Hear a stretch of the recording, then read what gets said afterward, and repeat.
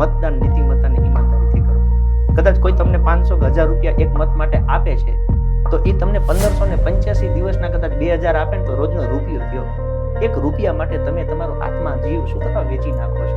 એની સામે ટેક્સ બી આપે છે ને. અને હું કહું છું ને 15 લાખ ખાઈ જાય છે. કદાચ એ તમને 5000 આપે છે ને તો એટલા માટે નથી આપતા. ઓકે, એ એટલા માટે આપે છે કે 5000 આપીને તમને પછી પ્રશ્ન પૂછવાનો ઓપ્શન આપે, તમને કહી દે કે તમે તો વેચાતા છો, બોલતા નહીં, અને તમારા બદલામાં 15 લાખ રૂપિયાનો હિસાબ કરી નાખે છે અધરો અધર. તો હું એવું કહું છું કે આ ગુજરાત કોને બનાવે? તો આપણે એટલું પરિવર્તન ન કરી શકીએ કે આપણે કોકને મળતા બચાવીએ છીએ? અને એમાં તમારે કંઈ એક્સ્ટ્રા ઓર્ડિનરી કામ નથી કરવાનું, તમારે ખાલી એક જ કામ કરવાનું છે. જેમ ગણેશ ચતુર્થી હોય આપણે કેમ આખો પરિવાર તૈયાર થઈને ગણપતિ બાપાને આરતી કરીએ, નવરાત્રી હોય તો આખો પરિવાર ભેગા થઈને 9 દિવસ 10 દિવસ આપણે રમીએ, આનંદ કરીએ, એ આપણી પરંપરા છે, આપણું કલ્ચર છે.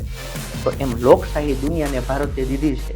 એ લોકશાહીમાં ગાંધીજી આવી ગયા, સરદાર પટેલ આવી ગયા, એ વારસો આપણને ગઈ લોકશાહીનો આપીને ગયા છે. આપણે એનું જતન કરવા માટે વોટિંગ ન કરીએ કે એક દિવસ 5 વર્ષમાં એક દિવસ એમાં 1 જ કલાક તમારે દેવાનું છે. પરિવારને ભેગા લઈને એક સારા માણસને મત આપીને એને વિધાનસભામાં મોકલો અને 5 વર્ષ પછી જુઓ એને સારું કામ ન કર્યું તો એને બદલીને બીજાને મત આપો. એમાં તો તમારો અધિકાર છે, રાજકીય અધિકાર છે.